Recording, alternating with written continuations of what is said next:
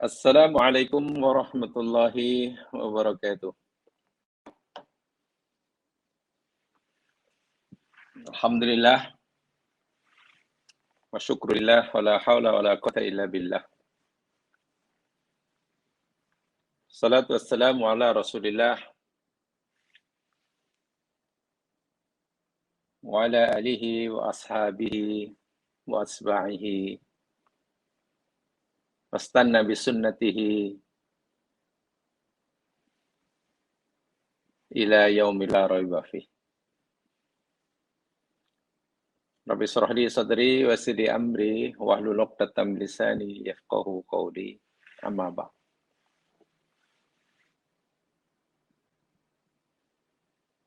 Sebenarnya minta maaf pada jamaah pendengar sekalian. Lambat mula ada masalah sikit, teknikal sikit. Tidak apa, sabar menunggu. InsyaAllah kita akan teruskan siri kajian kita. Tadabbur surah Hud. Dan kita akan teruskan kajian kita kaitan ayat yang ke-7.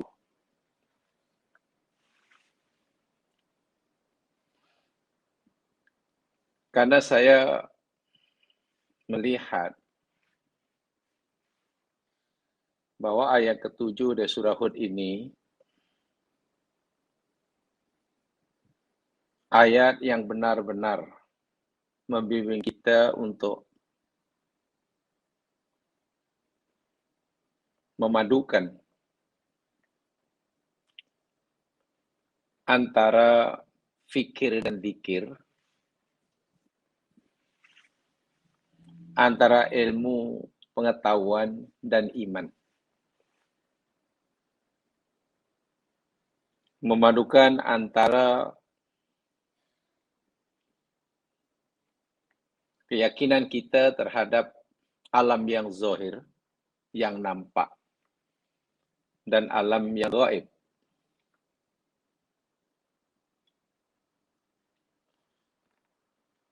Jika kita perhatikan di dalam surah Hud ayat ke-7 ini, di mana mula-mula Allah beritahu pada kita bahawa Dia yang mencipta langit dan bumi.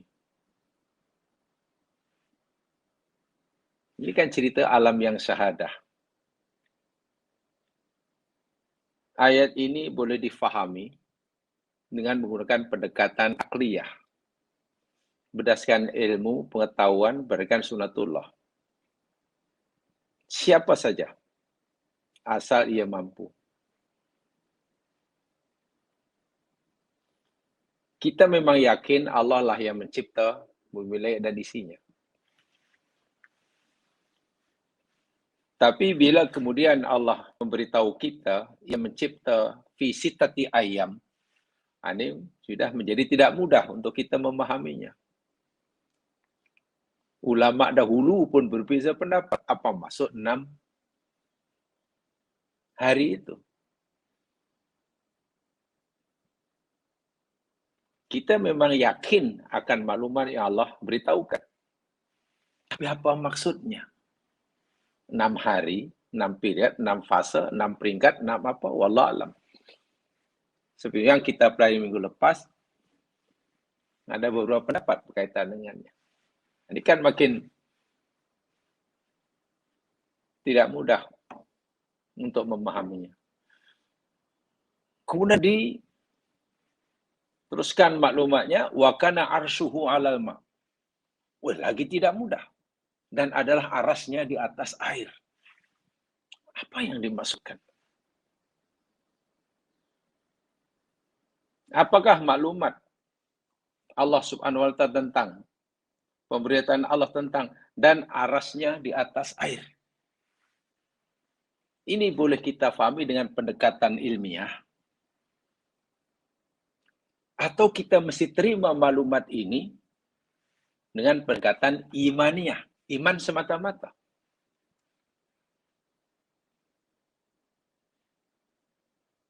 Karena mungkin kita tidak diberi ilmu atau belum diberi ilmu oleh Allah yang mencukupi untuk memahami akan hakikat aras Allah di atas air.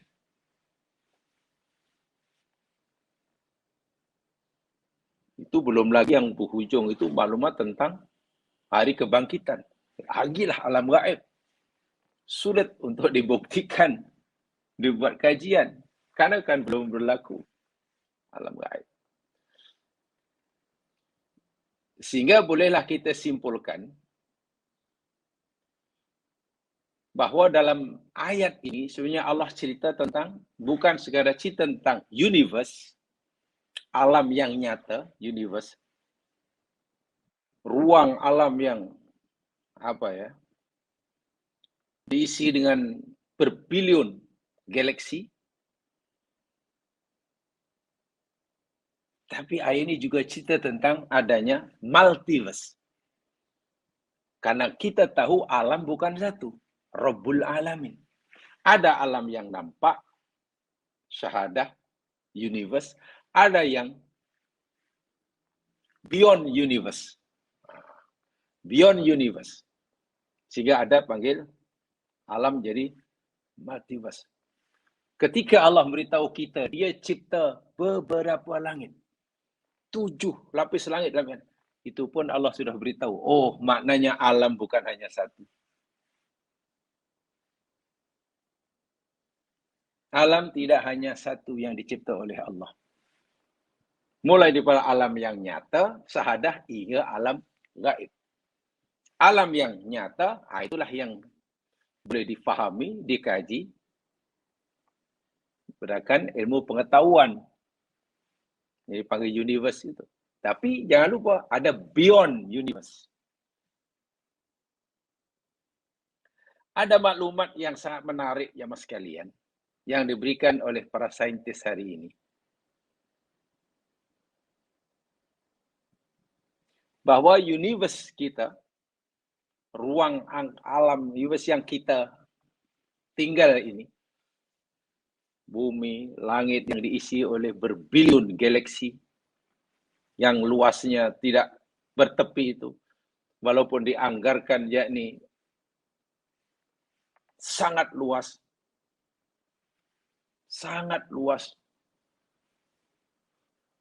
Galaksi yang terjauh pun daripada kita 13.7 billion light year. Rupa-rupanya lebih banyak ruang-ruang kosong daripada yang terisi.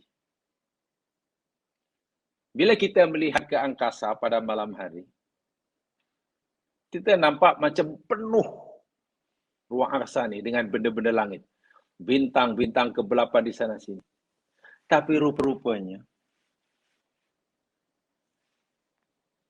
menurut data saintifik,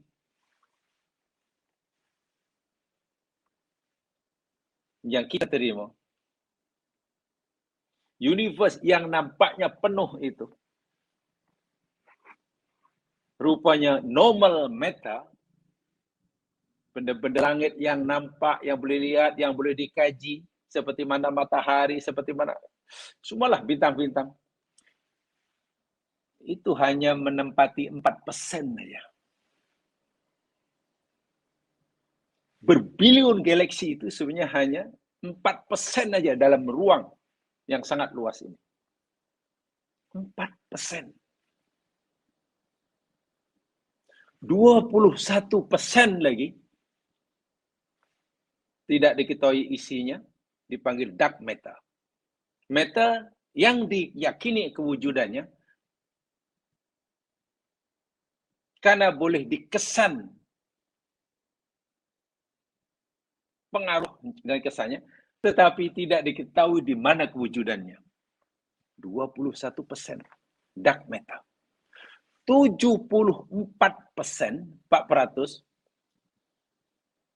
diisi dengan dark energy.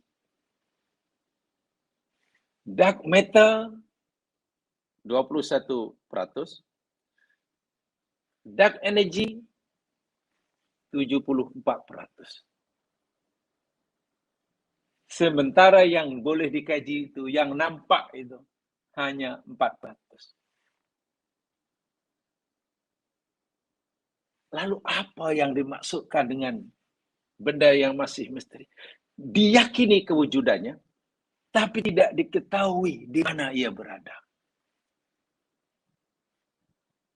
Ya, kalau dalam bahasa kita mudah, itu alam gaib. Itu alam gaib. Yang keluasan alam gaib jauh lebih besar daripada alam yang nyata. Alam dunia, alam yang nyata, itu alam yang paling kecil, paling sempit. Di sebalik alam dunia, di luarnya lagi lah, yang kita kenal dengan langit pertama, langit kedua, ketiga, keempat. Di sana ada Sidratul Muntaha, di sana ada kursi Allah, di sana ada aras Allah. Surga, luasnya luar biasa. Sehingga Quran memberitahu kita keluasan surga yang Allah janjikan itu luas beberapa langit dan bumi. Jadi rupanya sains pun mengakui kewujudannya, tetapi tidak dapat mengesan di mana ia berada. Karena ia berada di beyond universe ini. Nah, ayat ini, ayat ke-7 surah Hud ini, berisikan maklumat yang seperti itu. Sebab itulah bila kita hendak bicara tentang wa kana arsyuhu 'alal ma', ya, menjadi tidak mudah. Ulama dahulu, ulama sekarang, ya pasti berbeza pendapatnya apa dimaksudkan wa kana arsyuhu. Kalau sebut aras, alam gaib. Kalau sebut ma', itu macam alam nyata. Lalu apakah ma' yang dimasukkan, yakni H2O? Sehingga aras Allah ini di sebalik, di atas H2O yang kita kenal, yang hari-hari kita minum? Nampaknya juga tidak. Nah, ini sudah cerita alam gaib. Beyond universe. Saya ulangi sekali, sebagai orang mukmin yakin akan kebenaran firman Allah.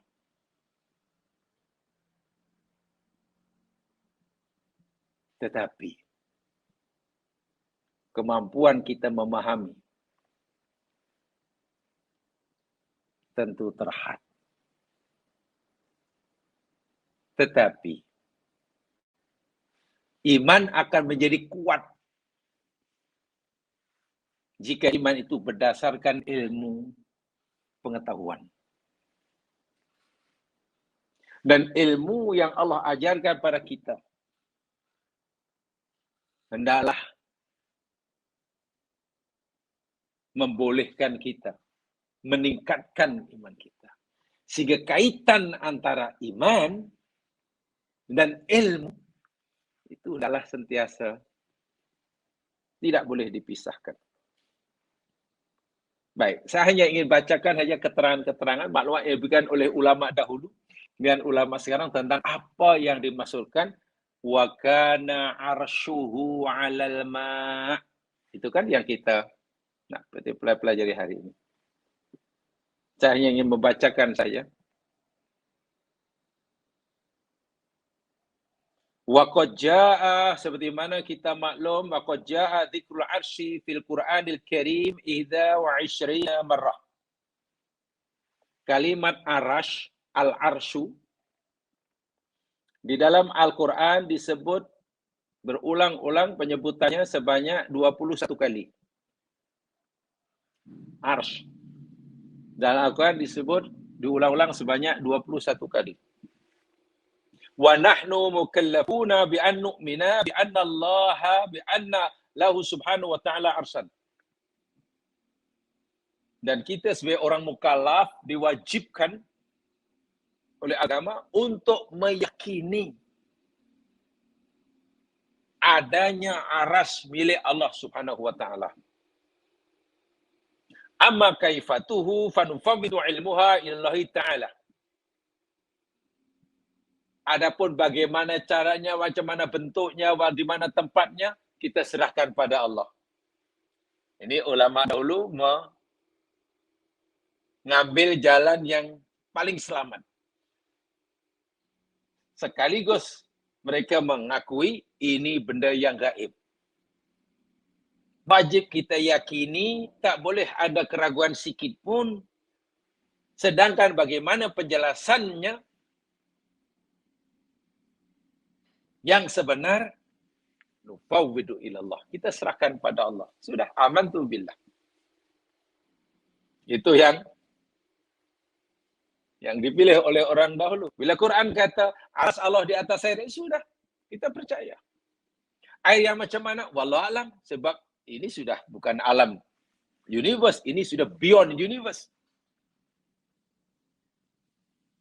Ya, sebagai contoh umpamanya. Saya kutipkan pendapat Said Qutb dalam tafsirnya.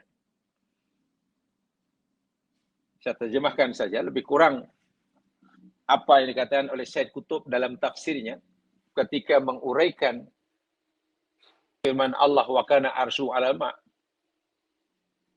Beliau mengatakan semasa Allah menceritakan berkenaan kejadian langit dan bumi dalam 6 masa. Kemudian Allah menyambung, meneruskan, mengikuti dengan penjelasan kenyataan bahwa arsy Allah itu berada di atas air. Kata beliau, Said Qutb, apa yang kita dapat faham daripada kenyataan ini adalah semasa berlakunya proses penciptaan langit dan bumi, yaitu semasa langit dan bumi sedang menjelma keluar, kan asalnya tidak ada. Segala-galanya asalnya tidak ada.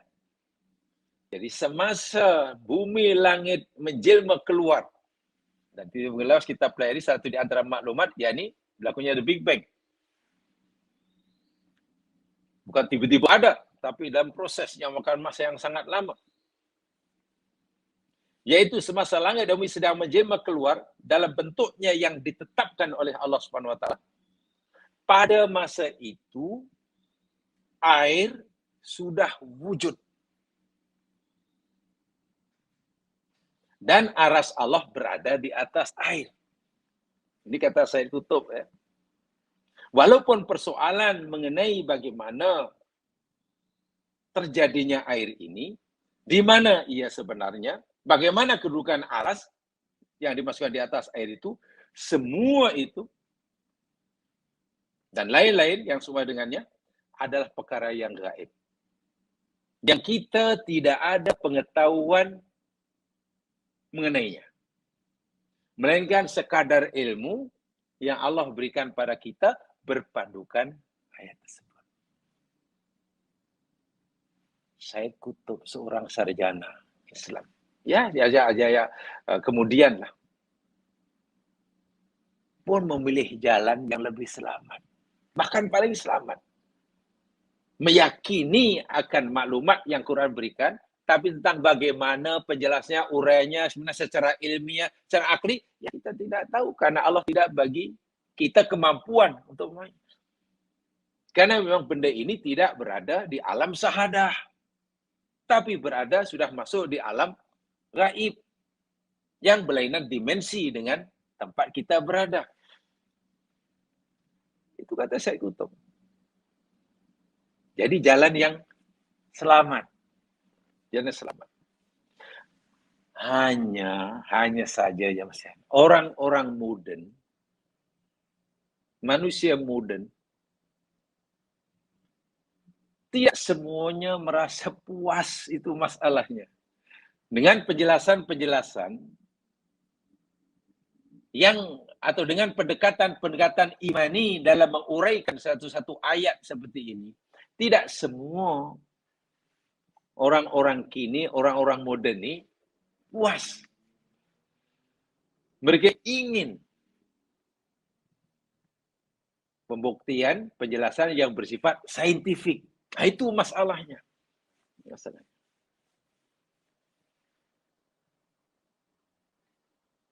Kalau setiap masalah yang disayangkan oleh Al-Quran, termasuklah berita-berita gaib pun hendak disaintifikkan, hendak diilmiahkan, tanpa memberi ruang pada hati untuk mengimaninya, dan untuk sementara menyuruh pikiran berhenti. Ya, saya ingat susah. Orang pasti akan lebih memilih tidak percaya. Hanya karena benda itu, kata mereka, tidak boleh dipahami di akal. Itu bahayanya. Karena memang tidak semua maklumat yang Allah berikan pada kita ini, kita mampu memahaminya secara ilmiah. Apatah lagi, bila perkara disampaikan itu berkaitan dengan alam gaib. Beyond universe lah. Tidak mungkin. Tapi itulah kesihatan. Manusia moden ni, tak cukup kalau sekarang, oh saya untuk percaya. Ya betul lah, kalaulah ayat itu memang kita disuruh untuk memikirkannya, ya memanglah kita mungkin tidak puas kalau hanya yakin tanpa dasar ilmu. Contoh bila Allah suruh fikirkan, afala yanzuruna ilal ibili kaifa khuliqat. Tidakkah mereka manusia itu, khasnya orang kafir, melihat bagaimana unta diciptakan? Itu memanglah kita suruh berfikir. Kita tidak hanya disuruh percaya bahwa Allah berkuasa menciptakan unta. Bukan itu sahaja. Betul kita disuruh yakin Allah berkuasa menciptakan unta dengan bijaksananya. Betul. Tapi ayat itu bukan semata-mata kita disuruh meyakini, mengimani Allah berkuasa.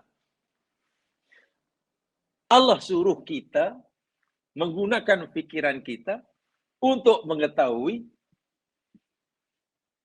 melihat, merasakan kuasa Allah itu. Nah itu okey, itu betul. Sehingga nanti keimanan kita berdasarkan ilmu. Atau ilmu kita lah yang menyebabkan iman kita jadi kuat. Itu alhamdulillah. Tapi masalahnya tidak semua maklumat Al-Quran seperti itu. Contohnya ayat ini. Aras Allah di atas air. Nak fahami aras itu pun kita sudah tidak mampu dengan ini. Jadi iman. Kalaupun kita memahami air, mampu karena air yang kita maksudkan jadi H2O, tapi bagaimana mungkin? Macam mana maksud aras Allah yang gaib di atas air yang kita kenal sebagai air minum? Atau jangan-jangan air ini yakni hanya istilah, bukan H2O yang kita kenal hari ini. Tapi ada sedikit maklumat saintifik. Saya tak kata ini maklumat yang mesti diterima ya. Saya pernah terbaca jamaah sekalian. Jamaah semuanya boleh juga boleh cari, boleh Google lah. Karena terus terang saya daripada belajar memang sangat minat dalam ayat-ayat kauniyah. Daripada sekian banyak ayat kauniyah, yang paling saya minati ayat kauniyah. Ayat-ayat hukum ada, ayat akidah ada, ayat akhirat. Tapi ayat kauniyah dahulu masa belajar yang termasuk yang paling saya minati. Ayat tentang alam ke, ayat tentang gunung ke, tentang ya maksudnya tentang lah, tentang astronomi ke, tentang astrofisik ke, kosmologi. Paling saya minat. Tak tahu kenapa. Bukan ayat-ayat tafsir ayat hukum tidak minat, bukan. Itu orang Islam wajib belajar. Ada satu jamaah sekalian, Journal of Hydrological Science menyatakan begini. Kenyataan ini bahwa Allah kenyataan bahwa Allah berfirman arasnya di atas air. Kata mereka memang selari dengan penemuan sains. Selari dengan penemuan sains semasa. Ini kerana selepas berlaku The Big Bang, teori The Big Bang, lebih kurang 14 bilion tahun yang lalu,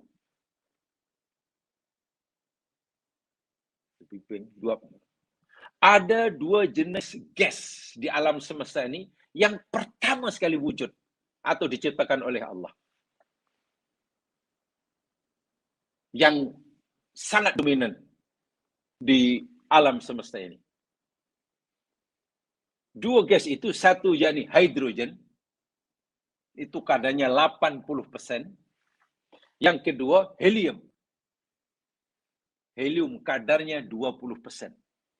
Sebelum gas-gas zat-zat yang lain wujud, dua gas ini sudah wujud. Memenuhi jagat raya, universe.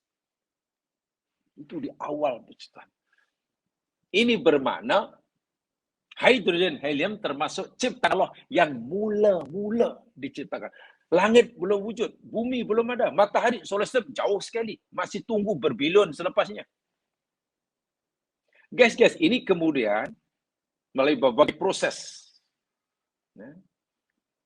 sehingga melahirkan bintang-bintang, melahirkan galaksi, dan lain sebagainya. Dan sebagian daripada bintang-bintang yang ada alam semesta ini meletup. Meletup.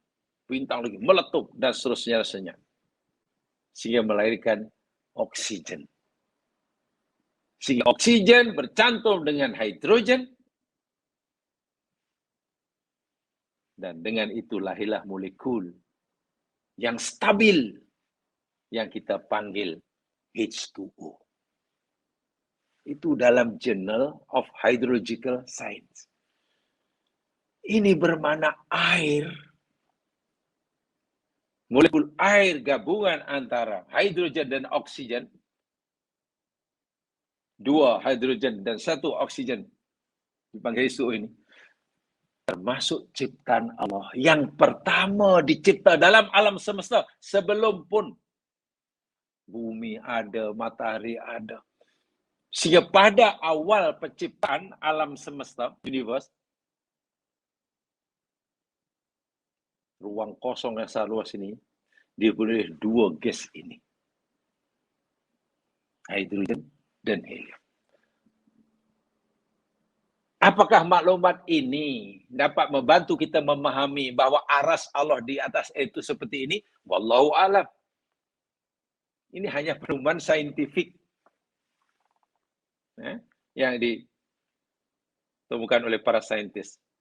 Jika para saintis mendapati angkasa luas yang ini, pada peringkat awal kejadian alam semesta dipenuhi dengan molekul-molekul air. Sekaligus menunjukkan bahwa air tidak dapat dipisahkan daripada proses kejadian alam yang berbilion tahun yang lalu. 14 bilion tahun yang tidak dapat dipisahkan.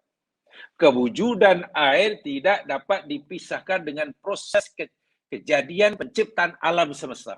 Itu kesimpulannya. Nah, apabila ini difahami, diterima masa apabila kajian saya ini diterima, mana semakin yakin kita bila Allah menyatakan arasnya di atas air. Di atas tak semestinya ini air, kemudian atasnya ya. Macam sungai atasnya buat sele, bukan begitu. Maksudnya bukan begitu. Ya. Jadi maksudnya justru kenyataan ini bermaksud aras Allah di atas air, yakni membawa maksud aras Allah berada di kawasan yang lebih tinggi, yaitu di atas alam semesta, jagat raya, universe yang waktu itu dipenuhi oleh air. Tadi kan dikatakan di awal, alam semesta pada awal penciptaan dipenuhi dengan dua zat itu. Dan kemudian karena adanya letusan daripada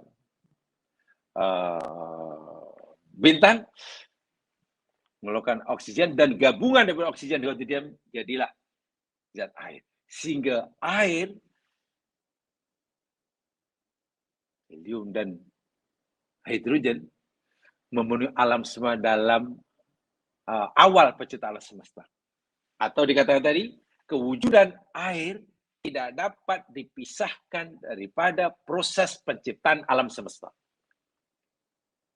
Karena alam semesta dipenuhi oleh zat ini.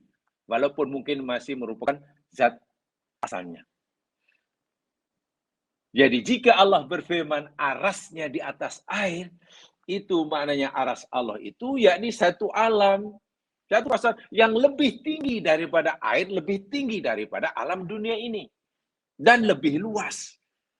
Nah, di sinilah yang saya kata tadi ada, kalau air tadi berada dalam universe, ini beyond universe, alam gaib yang berlainan dimensi. Yang berlainan dimensi. Jadi di sebalik yang nampak itu ada alam yang tidak nampak, tidak diketahui di mana keberadaannya, tapi diyakini keberadaannya. Dan itu sains telah menerima hari ini. Alam gaib yang bukan hanya satu ya. Alladzi khalaqas samawati sama samawatin tibaqa. Dalam surah Al-Mulk.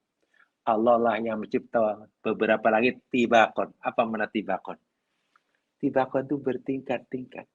1, 2, 3, 4, 5. Sehingga alam ini bukan hanya satu. Tadi kan multiverse.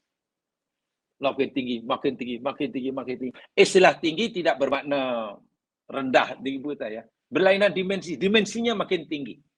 Ya, daripada dimensi 3, 4, 5, 6, 7 hingga ada mengatakan sampai dimensi yang paling tinggi di akhirat di surga nanti. Dimensi 11 ke apa dikatakan. Sangat tinggi. Sangat tinggi sehingga sunatullah yang ada di sana pun berbeza sama sekali. Di dunia kita seperti ini, di akhirat adakah semua? Kan di surga nanti tidak mati, tidak tua, makan saja tapi tak ada bilik air. Makan sebanyak-banyaknya, tak jemu, tak tua, tak ada toilet. So maknanya lain. Ada anggur, tapi kita adakah anggur itu sama dengan inilah yang kemudian difahami oleh ulama-ulama dahulu. Jamaah sekalian, apa yang ada di surga, istilah-istilah yang ada di alam gaib, begini. Bila Allah berfirman surga yang mengalir di bawahnya sungai. Surga itu alam gaib. Ada seorang saintis mengatakan surya itu berada di alam yang berdimensi 9 katanya. Ada yang berdimensi 11. Yang mengalir di bawahnya sungai. Apa kamu terbayang sungai Kelang? Di sana itu lain. Kalau sebut sungai mana ada air. Apakah airnya sama dengan air kita? Bila Quran sebut di sana nanti ada buah-buahan, ada rumman, ada pisang, ada baju sutra, ada emas. Apa itu sama dengan yang di sini? Ya, itu alam gaib. Ini alam nyata. Ada satu riwayat. Riwayat ini disandarkan pada Abdullah bin Abbas. Abdullah bin Abbas. Diriwayatkan oleh Abu Nuaim dalam kitabnya Sifatul Jannah.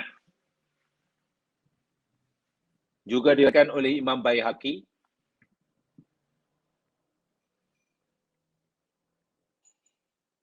Di dalam Al-Mukhtarah. Imam Al-Munziri dalam kitabnya At-Targhib wa Tarhib mengatakan isnadnya jayyid.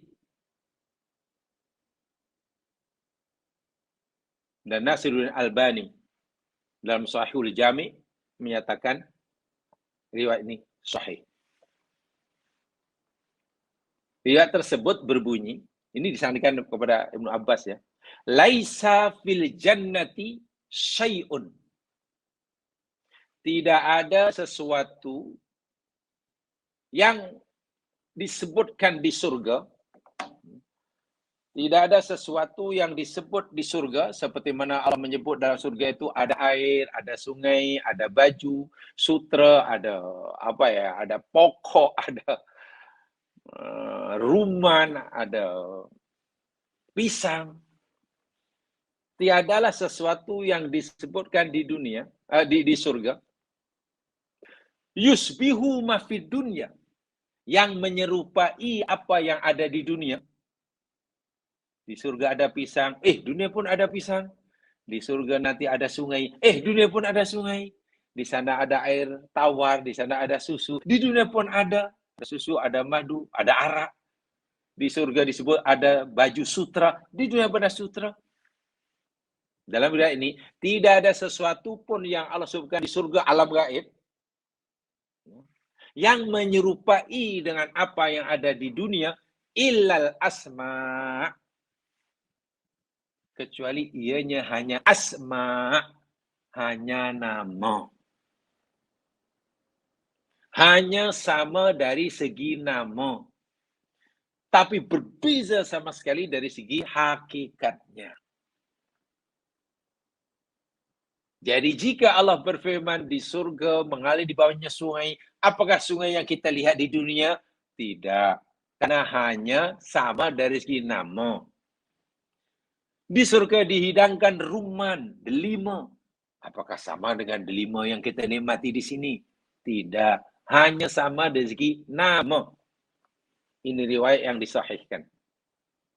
Imam Baihaqi meriwayatkannya, Abu Nu'aim meriwayatkannya, Al-Munziri kata isnad jayyid, Nasrul Albani kata isnad sahih.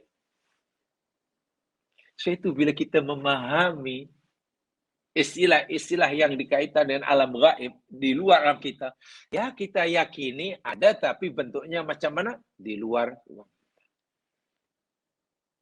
Apalagi ayat ini, arsyuhu alal ma'.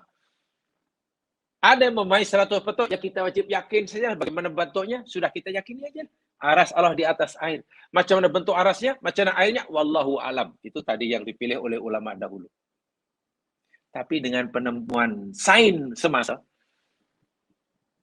mengambil kira bahawa alam semesta pada proses awal kejadiannya dipenuhi oleh dua gas ini, hidrogen dan helium, yang akhirnya melahirkan, menghasilkan air H2O. Itulah yang dominan dalam semesta. Lalu Allah beritahu, di atasnya ada aras Allah. Aras Allah di atasnya. Maknanya aras lebih luas daripada alam ini. Itu maklumatnya. Jauh ke ya berhimpitlah, hanya berlainan dimensi. Berlainan dimensi. Nah, ini sudah mulai, saya katakan, kalau yang pertama menyerah ke cara pemahamannya, sudah kita beriman saja, tak perlu fikir panjang-panjang. Yang kedua sudah mulai, tapi boleh dimakan. Walaupun sebagiannya kita masih tidak mampu memikirkan tentang hakikat aras, tapi kita masih mampu memikirkan air yang dimaksudkan. Sehingga antara alam dunia dengan alam gaib, itu sebenarnya berhimpit. Berhimpit. Boleh kata tidak berjarak, tetapi berlainan dimensi. Nak kata dekat pun tak boleh. Nak kata jauh pun tak boleh. Macam kita. Alam dunia. Kita dengan jin. Kita kan berbeza alam. Kalau kita ditanya, berapa jauh antara rumah kita dengan tempat jin? Berapa jauh, berapa kilometer antara alam kita dunia dengan alam jin? Kita boleh jawab. Kalau bertanya berapa jauh, berapa kilometer, tak ada jawaban. Boleh jadi sangat dekat karena berhimpit. Boleh jadi sangat jauh. Boleh jadi sangat jauh. Berapa jauh antara dunia dengan alam kubur? Boleh jadi dekat, berhimpit. Tapi ada sempadan yang kita tak mampu melepasi sempadan tersebut. Itu namanya berlainan dimensi. Dan makin tinggi, makin besar, makin luas, makin luas, makin luas. Dan bila Allah menyebut aras, itu mana alam yang paling luas. Yang paling luas. Yang tidak ada yang lebih luas daripada aras Allah Subhanahu wa ta'ala. Ini alam yang dipercaya paling luas. Sehingga dinyatakanlah dalam beberapa riwayat betapa luasnya aras Allah Subhanahu wa taala ini. Quran pun kata wa rabbul arsyil azim. Allah itu Tuhan yang mempunyai aras yang azim. Pokoknya kan Rabbul arsyil azim. Saya ingin sampaikan berapa luasnya aras. Baik ya. Saya sangat tertarik ayat ini karena begini ya, maklumat yang kita boleh dapat. Minta maaf ya, ini apa yang saya pelajari sahaja dahulu masa belajar. Yang diajarkan kepada kami. Saya masih ingat, pensara saya dulu namanya Profesor Dr. Samsul Arifin namanya. Profesor Dr. Samsul Arifin. Beliau berbackground sekolah pondok, jadi sangat mantap pemahaman kepada kitab-kitab kuning istilahnya, ada kuning, mantapnya. Tapi kemudian beliau melanjutkan pelajaran dalam bidang ini, bidang astronomi, bidang fisik, hingga belajar sampai ke mana ya kalau ke Belanda kalau tidak salah masa itu beliau, dan beliau sangat mahir dalam menjelaskan ayat-ayat kauniyah. Pertama, background dia agama. Pondok, kitab-kitab sudah dipelajarinya dengan sempurna. Kemudian dibantu dengan ilmu pengetahuan modern. Jadi apa yang mereka sampaikan, saya masih ingat ketika cerita dengan ini. Bila Allah sebut air, itu alam dunia. Alam yang paling kecil, yang paling rendah. Lalu Allah sebut arasnya atas air, alam yang paling luas. Aras Allah itu alam yang paling tinggi, paling luas. Sementara air itu berada di alam yang paling rendah. Jadi bila Allah berfirman wa kana arsyu alma, Allah sebenarnya beritahu pada kita tentang dua alam. Satu alam yang paling rendah, namanya alam dunia, kecil, yang kita panggil universe nih, yang luasnya sebenarnya berbilion tahun cahaya itulah, itu pun paling kecil. Tapi jangan kamu pikir alam dunia cakrawala yang seluas itu, yang 13 bilion tahun cahaya luasnya, kamu anggap paling besar? Tidak. Di sebaliknya itu ada alam yang terbesar, namanya aras. Betul, daripada alam kita, kira aras itu masih banyak alam-alam lagi. Kan ada langit pertama, kedua, ketiga, keempat. Jadi ini sungguh mengagumkan, lebih sangat-sangat mengagumkan. Betapa luasnya alam yang Allah sebut aras, saya ingin bacakan satu riwayat, ya mas sekalian. Riwayat ini ada dalam silsilah al-hadis as-sahihah, bersumber daripada Abu Dzar al-Ghifari. Hadisnya panjang. Tetapi dalam ratan hadis itu di bagian belakang, bunyi hadis itu begini. Mas samawatu sab'u wal arduna sab'u. Tidaklah 7 lapis langit dan 7 bumi. Tentang 7 bumi ini sebenarnya pun sangat-sangat ya ilmiah ya. Hadis kata 7 bumi, 7 langit, 7 bumi. Tentang 7 langitnya mungkin sudah boleh dipahami agak baik. Tapi dengan tentang 7 bumi, apa maksud 7 bumi? Adakah planet bumi ini ada 7? Atau bumi ini ada 7 lapis? 7 lapis. Nah, ini jadi masalah. Masih dengan hari ini. Dalam Quran pun dijelaskan juga. Allah menciptakan 7 lapis langit. Dan bumi mislahuna. Dan bumi pun seperti itu. Mislahuna itu seumpama itu. Sehingga difahami oleh mufasir, langit ada 7, bumi pun ada 7. 7-nya langit mungkin lebih mudah difahami. Tapi 7-nya bumi macam mana? Nah itu saya ingat PR yang tidak mudah ya. Itu termasuk bahan kajian yang bisa, Masya Allah, karena Allah sedang menunjukkan kuasanya. Pelajari alam semesta. Kita akan merasakan kebesaran Allah. Semakin kita dapat merasakan kebesaran Allah, maka semakin mudah kita memperkecil diri kita. Sebab kesan yang jujur daripada membesarkan Allah adalah mengecilkan diri sendiri. Tidak mungkin orang membesarkan Allah pada masa yang sama membesarkan diri sendiri. Namanya sombong. Itu tidak mungkin. Allahu Akbar, Allahu Akbar, Allahu Akbar rajin. Tapi sombong masih ada. Itu tidak mungkin. Takbirnya tidak diterima oleh Allah.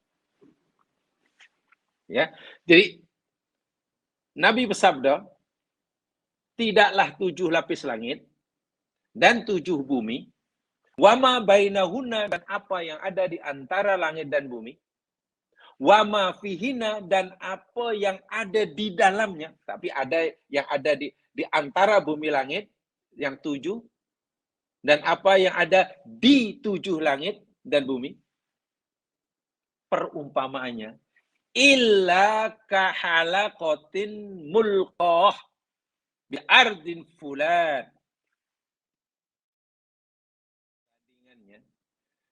Dibandingkan dengan kursi Allah Subhanahu wa taala, bila kita bandingkan luasnya 7 lapis langit dengan segala isinya dan bumi dengan segala isinya, dibandingkan dengan keluasan arsy Allah, kursi Allah maksud saya, kursi Allah Subhanahu wa taala, hanyalah seperti mana halaqah. Halaqah itu semacam apa ya? Lingkaran. Ya gelang lah, gelang. Nah, gelang yang saya pakai nih. Gelang itu boleh gelang ya, yang dicampak di tanah yang lapang. Kita pakai gelang ini, lalu kita campak di padang pasir, di gurun Sahara.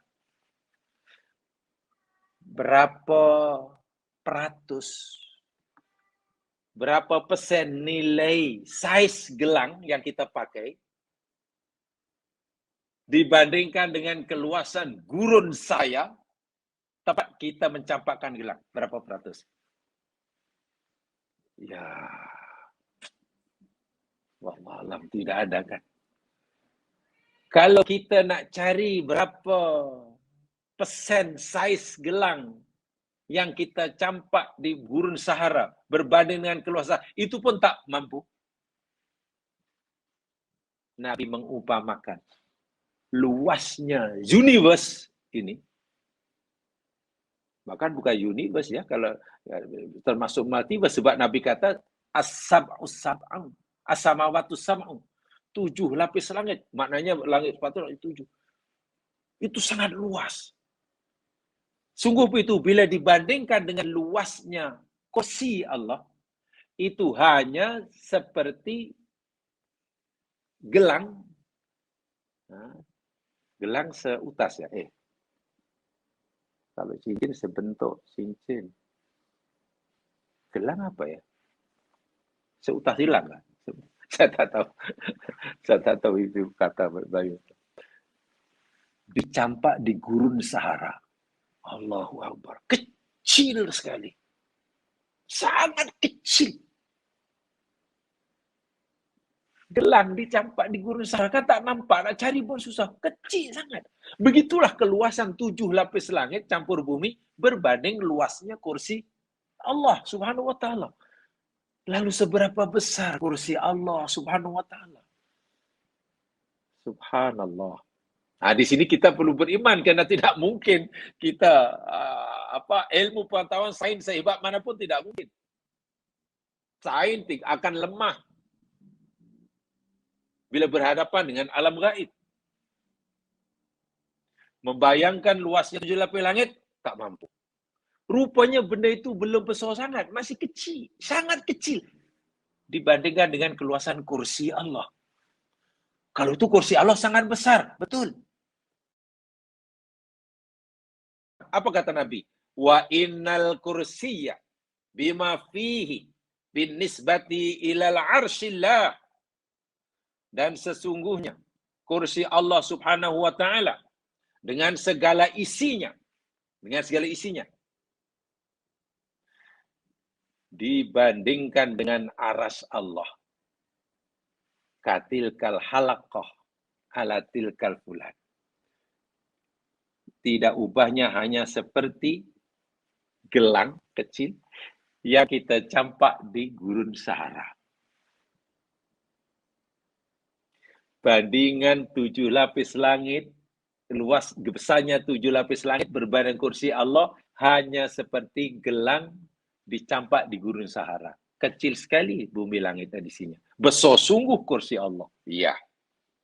Sungguh pun kursi Allah sangat besar, berbanding aras Allah hanya semacam gelang dicampakkan di gurun Sahara. Kecilnya kursi Allah. Kalau kursi Allah pun kecil, sedangkan ia sudah sangat besar, lalu sebesar apa aras Allah? Wallahu a'lam. Hadis ini dalam silsilah ahadits sahihah dari Abu Ghifari dikutip oleh Ibnu Katsir dalam Ibnu Katsir dalam kitabnya Al-Bidayah wa Nihayah. Jangan boleh rujuk sendiri di sana. So maknanya sangat-sangat besar.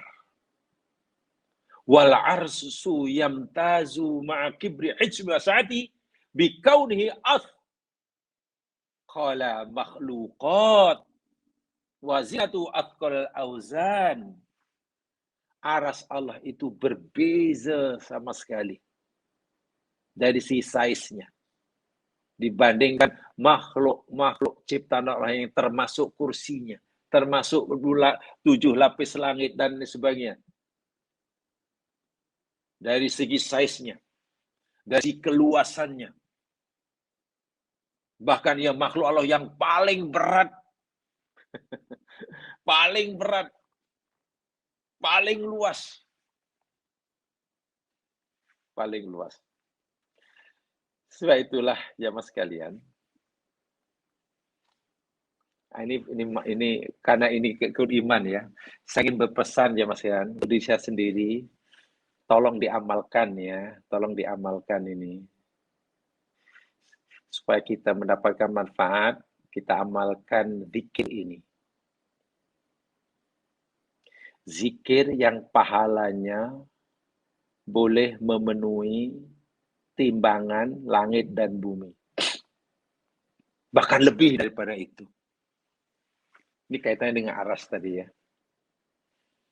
Imam An-Nawawi dalam kitabnya Al-Adhkar. Tahu kan semua? Al-Adhkar An-Nawawiyah. Insya Allah semua sudah tahu, bahkan sudah memiliki dan sudah membacanya. Alhamdulillah. Sebab begini ya, yang sekian, saya hanya ingatkan diri saya sendirilah. Jika kita ingin menambahkan ilmu, pengetahuan, hanya mengharapkan di kelas atau melalui seperti ini, ya nampaknya nanti kita hanya dapat sedikit. Nampaknya kita hanya sedikit, sedangkan ilmu Allah itu sangat luas. Sebab itulah, walaupun kita jamaah mungkin rajin mengikuti kelas-kelas agama dengan cara yang macam mana, tolonglah rajin membaca buku-buku. Kita beli buku dan kita baca sendiri. Sebab boleh jadi banyak nanti ilmu-ilmu agama yang kita tak sempat belajar melalui seperti ini. Tak sempat. Walhal sebenarnya kita boleh membaca sendiri, apalagi buku-buku yang sifat amali. Contohnya Al-Asar An-Nawawiyah. Itu kan bersifat amali. Jadi itu perlu amalkan. Lainlah kalau buku mungkin bersifat ilmi. Ilmi itu mana bersifat ilmiah lah. Bersifat teori. Itu perlu penjelasan daripada yang mampu menjelaskannya. Bersifat teori, pemahaman. Ini. Itu perlu ada yang mengajar. Tapi kalau bersifat amali, seperti zikir, itu kan bisa amali. Insya Allah kita boleh mempelajarinya dan terus mengamalkannya. Insya Allah. Walaupun tentu sebagainya perlu penjelasan dan penerangan daripada yang layak. Baik, dalam kitab Al-Asghar An-Nawawiyah disebutkan ada beberapa zikir. Saya tertarik ini mulai daripada dahulu sampai sekarang, alhamdulillah masih beramal dengannya. Yang bila kita lafazkan, kita ucapkan dengan sungguh-sungguh, dengan yakin, penuh dengan perenungan, pahalanya akan memenuhi langit dan bumi. Sangat-sangat besar. Ceritanya, hadis ini sahih dalam hadis Muslim ya. Hadis Muslim. Saya yakin mungkin sudah ada dalam video itu sudah Zaman sudah ada memiliki biasanya buku nota kecil itu, zikir-zikir yang maksud. Hadis Muslim daripada istri Rasulullah SAW, Ummul Mukminin, yakni Juwariyah binti Al-Harith. Ini kan Ummul Mukminin. Anna Nabiya sallallahu alaihi wasallam kharaja min indiha baqrahina salat as-subha. Bahwasanya Rasulullah SAW pernahlah keluar dan melalui tempat Juwariyah binti Al-Haris ini berzikir. Pergi masjid melalui tempat itu. Tak jauh laluan tu, di situ adalah istilah Nabi, ada tempat khas untuk solat, untuk zikir. Untuk zikir. Suatu pagi pada waktu solat subuh. Wahwa fi masjidiyah, dan istri Nabi ini berada di tempat solatnya lah, tempat zikirnya. Tsumma raja'a bada'an adha. Kemudian Nabi keluar selepas solat subuh, duduk di situ hingga terbit matahari, kemudian Nabi solat sunat. Kita panggil solat suruh. Karena di awal pagi, kalau siang sikit namanya solat duha. Jadi solat suruh dengan solat duha itu sebenarnya sama aja. Istilahnya bila dilakukan awal waktu, awal pagi, nama yang suruh. Yang kedua, bila agak lambat sikit, pukul 9, 10, macam sekarang, panggil duha. Sama aja. Selepas itu, Nabi pun balik ya, keluar dari masjid. Melalui tempat solat dan tempat zikir istri baginda itu. Juwariyah binti Al-Haris. Senang dia masih duduk di situ. Nabi pergi masjid, dia di situ. Nabi balik keluar dari masjid, lepas sembahyang duha, lama tu, pada subuh, lepas duha, masih zikir. Juwariyah masih zikir, masih tak tahu apa yang dibaca, tentu yang diajarkan oleh Rasulullah kan. Apa teguran Nabi pada Juwariyah? Faqala, ma ziltal yawm ala al-halati alladhi faraqtuka alaiha. Wahai Juwariyah, apa engkau masih duduk di tempat ini daripada tadi, sejak aku meninggalkan kamu? Sejak aku lalu tadi pergi masjid sebelum subuh, sehingga aku balik selepas sembahyang duha, kamu masih berada di tempat ini. Dan kamu masih zikir seperti ini. Nabi heran. Lama sungguh engkau berzikir. Panjang sungguh engkau berwirid. Banyak sungguh ucapan zikir. Ya, begitulah kira maksudnya kalau di bahasa mudahnya. Lama sungguh. Apa yang kamu baca? Sebanyak mana? Lalu Nabi, dia kata, qalat na'am, ya Rasul. Betul ya Rasul. Daripada tadi sebelum subuh, selepas engkau sembahyang duha balik, aku masih di sini dan aku masih wirid seperti ini. Seperti mana engkau lihat. Lalu Nabi bersabda, laqad qultu ba'daka arba'a kalimatin thalatha marratin.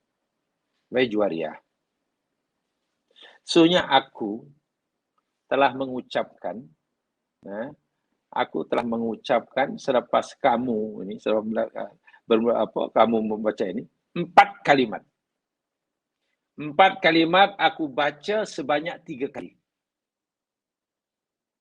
4 kalimat saja, Ros. Iya. Aku hanya baca 4 kalimat saja. Dan aku ulangi sebanyak 3 kali. Mudah sangat ya Rasul. Ya. Tapi walaupun hanya 4 patah kata dan aku ucapkan hanya sebanyak 3 kali, lau wuzinat bima qulti mundul yaum, jika sekiranya nilai 4 perkataan yang aku ucapkan 3 kali itu ditimbang oleh Allah, nanti dah ada ditimbang, ia masih lebih berat daripada apa yang kamu ucapkan sebelum subuh hingga duha. Wih, ini zikir apa ini? Zikir apa agak-agak? Hanya 4 patah kata dibaca sebanyak 4 kali, yang nanti bila timbang di akhirat lebih berat daripada yang di zikir yang dilakukan oleh Juwariyah binti Haris radhiyallahu anha Bermula pada sebelum subuh hingga waktu duha. Ini sudah sangat menarik. Sangat-sangat tertarik ini. Apa agak-agak ni? Wala wazanat hala. Gila ditimbang. 4 perkataan tu Zuhair begini. Subhanallah wa bihamdi. Ucapkan. Subhanallah wa bihamdi. Maha suci Allah dan dengan segala sifat terpujinya. Kita sucikan Allah dan kita sentiasa memujinya. Sebanyak mana kita menyucikan Allah, sebanyak mana kita memujinya, adada khalqihi. Allahu Akbar. Adada khalqihi. Yakni sebanyak bilangan makhluknya. Nabi sebut, aku sucikan Allah, aku puji Allah sebanyak bilangan makhluknya. Adada khalqihi. Itu nombor 2.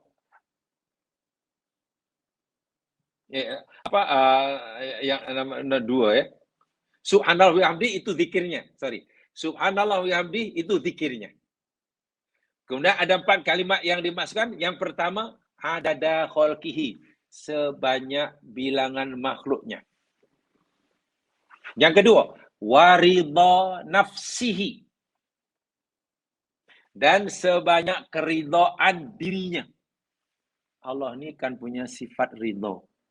Kasih sayang. Yang kadar kasih sayang Allah, ridha Allah tak terbayang besarnya dan luasnya.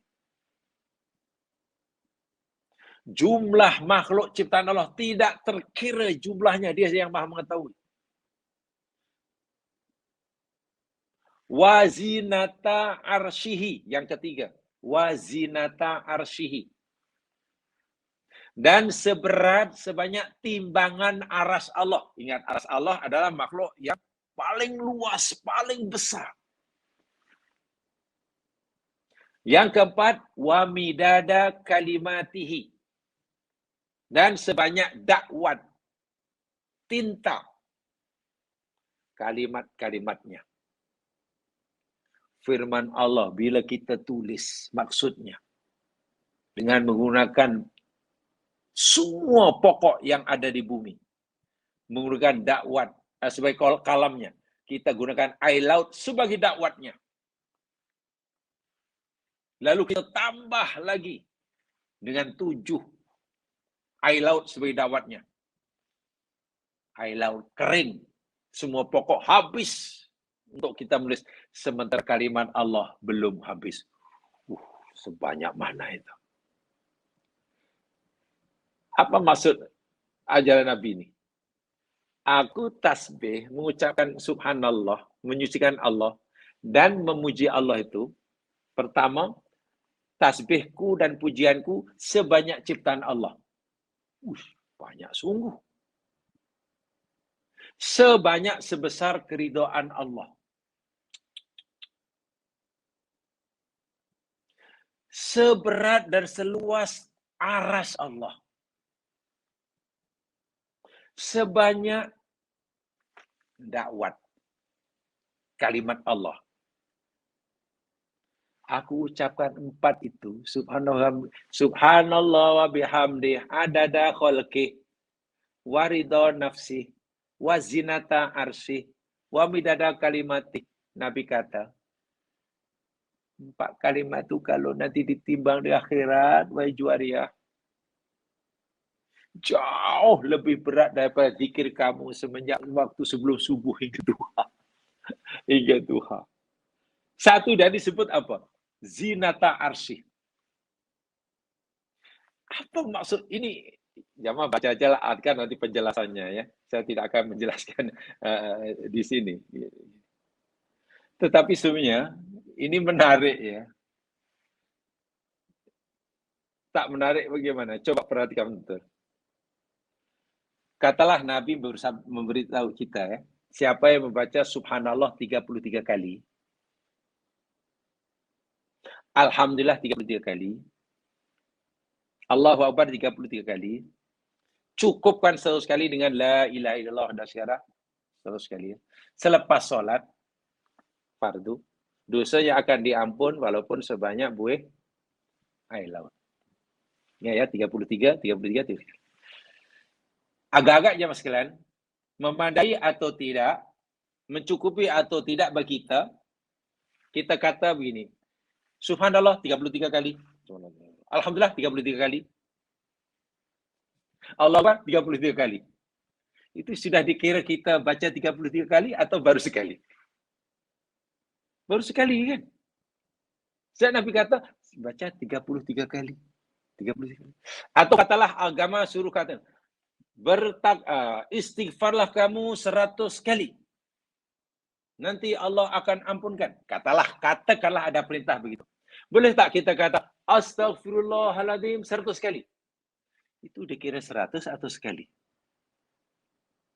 Kan dikira sekali kan? Jadi kalau punya 100, kena 100 kali baru dikira 100. Gitu kan? Tapi ada juga dalam agama ini, kita menyebut bilangan sudah jatuh sama dengan bilangan tersebut. Contoh dalam hukum fikah. Orang menceraikan istrinya. Aku ceraikan engkau 3 kali. 3 kali disebut. Dalam hukum fikah itu ada pendapat jatuh 3 kali. Bukan jatuh sekali talaknya. Karena dia menyebut 3 kali. Aku ceraikan engkau talak 3 kali. Sudah jatuh 3 karena dia menyebut 3. Wah, dia tak kata, aku ceraikan kau, aku ceraikan engkau, aku ceraikan. Tidak sebanyak 3 kali. Jadi ada kadang-kadang hanya menyebut bilangan, sudah dikira sama dengan jumlah bilangan tersebut. Sementara dalam perkara yang lain, kita baru dikira menyebut sebanyak bilangan itu, kalau 100, ya kita kena menyebut 100 kali. Dalam wirid ini, kalau kita nak bertasbih sebanyak bilangan makhluk Allah, coba berapa kali? Subhanallah wa bihamdi, subhanallah wa bihamdi. Sebanyak bilangan makhluk Allah, coba berapa kali? Tak larat kita. Tak larat. Makhluk Allah berapa jumlahnya? Jumlah makhluk Allah yakni 1 bilion triliun. 1 bilion triliun jumlah makhluk Allah. Ya kita kan subhanallah, alhamdulillah, subhanallah 1 triliun. Tak larat. Umur tak cukup. Tapi Nabi rupanya bagi kita apa ya? Apa bahasa namanya? Minta maaf ya, mungkin tak tepat ya. Ini Nabi macam bagi kita trik. Nabi bagi trik supaya kita wirid kita dinilai oleh Allah sebanyak bilangan makhluknya. Kita tidak perlu menyebut sebanyak itu. Karena kita menyebut subhanallah wa bihamdi adada khalqi. Itu timbangannya sama dengan Masya Allah. Kalau kita nak berzikir, nak baca tasbih, seluas, sebesar, seberat aras Allah. Coba berapa kali kita kena baca subhanallah. Yang nilainya sama dengan keluasan, berat aras Allah. Mati hidup semula 10.000 kali pun tak mampu. Tapi Nabi bagi trik. Tak payah macam tu lah. Kamu hanya cukup baca subhanallah wa bihamdi mazinata arsy. Pahalanya diberikan sebanyak itu. Semenjak itu juga, Masya Allah, ya kenapa aku banyak-banyak? Kalau bagi zikir yang sikit. Nah, ini memang ada dalam Al-Quran pun, adalah yang mungkin dijadikan alasan untuk kita memahaminya. Nabi Ayub kan pernah bersumpah nak mukul istrinya 100 kali. Bila sembuh dari penyakitnya. Jadi sembuh dari penyakitnya, dia nak laksanakanlah nazariyah. Nak sebat istrinya 100 kali. Pingsan itu istri. Bahkan dia sudah kata 100 kali. Lalu Allah bagi kaidun. Inilah Ayub, kamu kena tunaikan nazar kamu. Kamu nak sebat 100 kali, tetapi aku bagi kamu kaidun lah. Aku bagi trik lah. Supaya nazar kamu terlaksana, tapi tak paling 100. Ambil aja lah. rumput, rumput 100 batang rumput kamu ikat elok-elok atau penyapu kalau bahasa sekarang 100 sama pukul sekian. Itu kira 100 lah tu. Itu kan trik. Nilainya sama 100, malah sekali pukul. Ada rupanya dalam agama seperti itu. Dalam bab zikir pun seperti itu. Lihat itu disebutkan. Bukan sebanyak bilangannya, disebutkan yakni tadi sebanyak makhlukmu ya Allah, sebesar keridhaanmu ya Allah, seberat timbangan arasmu ya Allah, seluas sebanyak dakwat yang menulis kalimatmu ya Allah. Tolong diamalkan nih ya mas sekalian. Subhanallah wa bihamdi adada khalqi wa ridho nafsi wa zinata arsy wa midada kalimati. Saya yakin ya semua sudah ada, mungkin Darul Taklim sudah bagi. Tinggal amalkan aja. Sebab bagi kita lah ilmu yang kita pelajari yang sifatnya amali. Ingat yang sifatnya amali. Zikir itu amali. Bila kita tidak amalkan, minta maaf ya, mungkin kita kurang mendapat manfaat. Ada orang kata tak apa, yang penting kita belajar dapat pahala. Yang penting dapat pahala. Tak amal pun tak apa, tapi dapat pahala. Ya, yang akan beri manfaat pada kita itu amalan itu. Bahkan kalau kita ikuti satu pendapat, orang akan dapat pahala di akhirat jika orang itu telah dapat manfaat daripada ilmunya di dunia. Orang tak mendapat manfaat daripada ilmunya di dunia, di akhirat tak dapat manfaat, tak dapat pahala. Orang solat di dunia. Kalau di dunia dia tak dapat manfaat daripada solatnya, di akhirat dia tak akan dapat pahala. Kan ada pendapat situ. Contoh, manfaat solat di dunia, tanha anil fahsya'i wal munkar. Contohnya. Dengan solat itu, hendaklah orang dapat mencegah dirinya daripada fahsya' dan munkar. Mana jadi orang yang sangat baik lah. Jadi orang yang sangat baik di dunia. Lidzikri, dengan solat orang sentiasa ingat Allah, bersambung ingatnya Allah. Itu tujuan solat. Tapi jika orang itu di dunia solat rajin, maksiat istiqomah, makna tak dapat manfaat daripada solatnya. Di dunia pun tak dapat pahala dari solatnya. Sesiapa yang tak dapat manfaat dari solatnya, di akhirat tak layak dapat pahala solat. Orang yang di akhirat dapat pahala solat, jika orang itu di dunia telah mendapatkan manfaat daripada solatnya. Itu solat kalau sekadar solat, tapi tanha fasa mungkar tidak ada.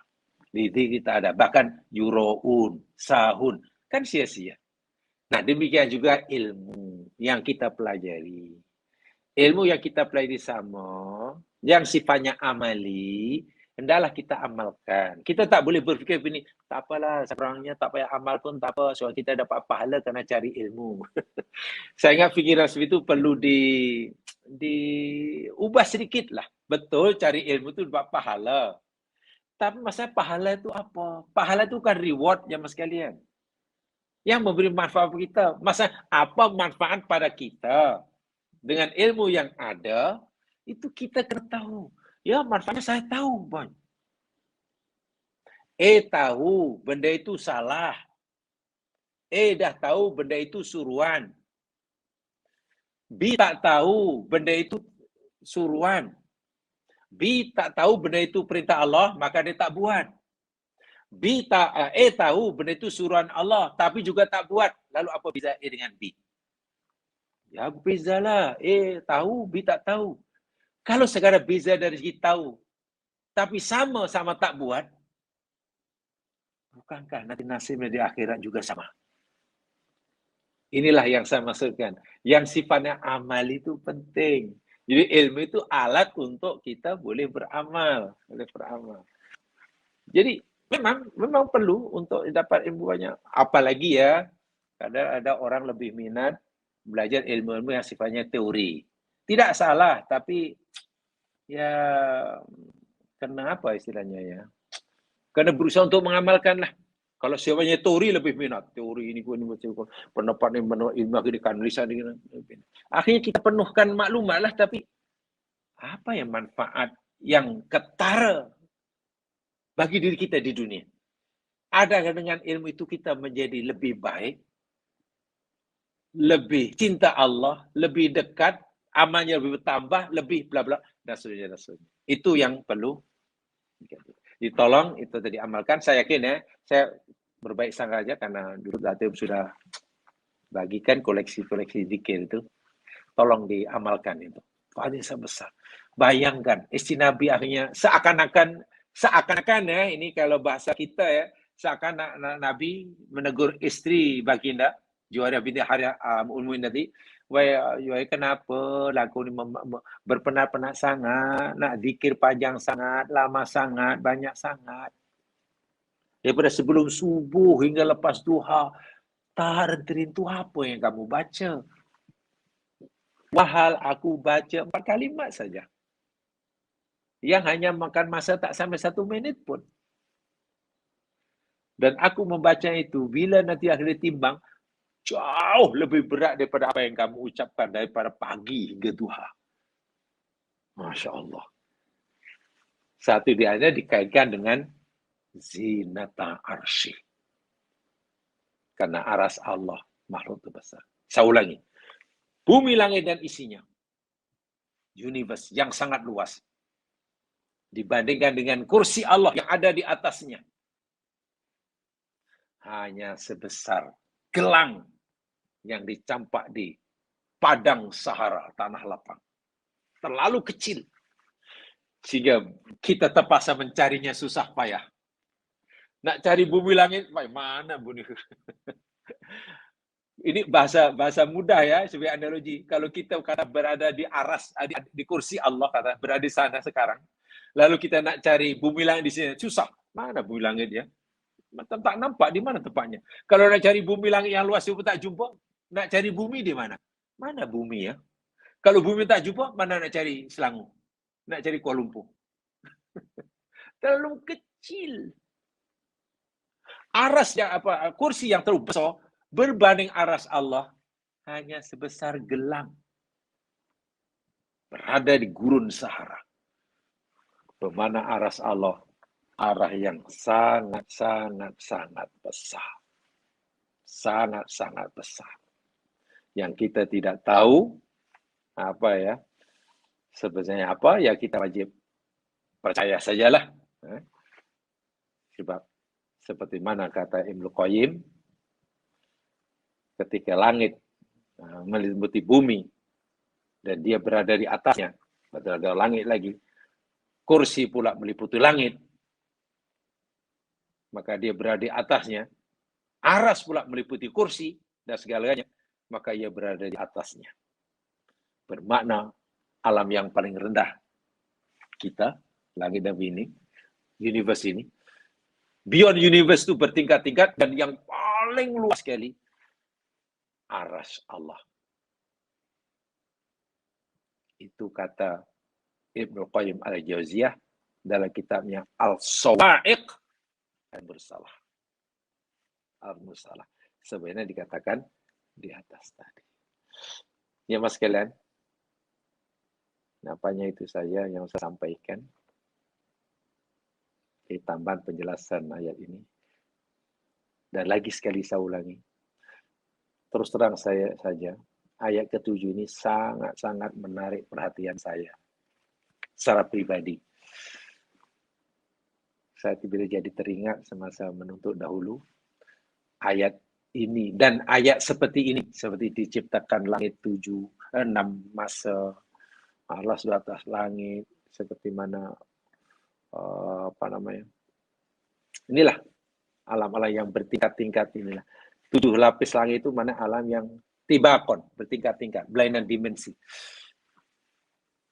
Karena waktu belajar sangat tertarik ini, sehingga maklumat tentangnya memang mengagumkan sekali. Jadi ya anggap saja untuk mengingatkan memori lama saya, saya ingin sampaikan pada jamaah sekalian, walaupun tanpa keinginan untuk mengklaim ini satu-satunya penjelasan. Saya tidak kata begitu. Apa yang saya sampaikan yang sampai ini bukan satu-satunya penjelasan uraian terakhir. Tidak. Masih mungkin banyak dosa penjelasan yang lebih lain. Hanya saya tadi coba menyampaikan ada beberapa jalan ditempuh oleh orang dahulu dan orang sekarang. ulama dahulu memang lebih menggunakan jalan pendekatan imani, dan itu paling selamat. Tapi orang sekarang ya, rasa kurang cukup kalau hanya pendekatan imani. Dia coba menganalisa berdasarkan fakta-fakta saintifik yang Allah ajarkan. Walaupun tidak sepenuhnya dapat dibuktikan dengan itu. Ya, kalau kita dapat menggabungkannya, ya Masya Allah. Apalagi ayat ini memang cerita tentang pelbagai alam, multiverse. Jadi ada yang boleh dipahami dengan akal, ada yang di luar kemampuan, tapi ada yang kaitan. Ya, contoh, kesimpulan mudah, bila Allah berfirman, dan ada arasnya di atas air, maknanya antara alam syahadah dan alam gaib ini sebenarnya boleh kata berhimpit. Tapi hanya ada sempadan. Sempadannya, yakni namanya berlainan dimensi. Bersifat dimensional. Itu yang kita boleh tangkap. Yang keduanya, bila Allah berfirman bahwa kana arsyu alal ma, Allah cerita tentang alam yang bermacam-macam ini, alam yang paling kecil, paling sempit, paling rendah, alam air. Dan air itu berada di alam kita ini. Sementara yang paling tinggi, paling besar, paling dahsyat, arsy Allah. Arsy Allah. Dan kedua wajib kita yakini, karena itu maklumat datang pada Allah SWT. Itu saja, mudah-mudahan berkati. Yang benar pada Allah jua, yang silap kelemahan saya sendiri. Mari kita dengan bacaan tasbih farah dan surah wal asr. Subhanakallahumma bihamdika asyhadu an la ilaha illa anta astaghfiruka wa atubu ilaik. A'udzu minasyaitonir rajim wal asr. Innal insana fi khusr. Alladziina aamanu wa bis-shalihat. Tawasaw bil haqq. Tawasaw bis sabr. Assalamualaikum warahmatullahi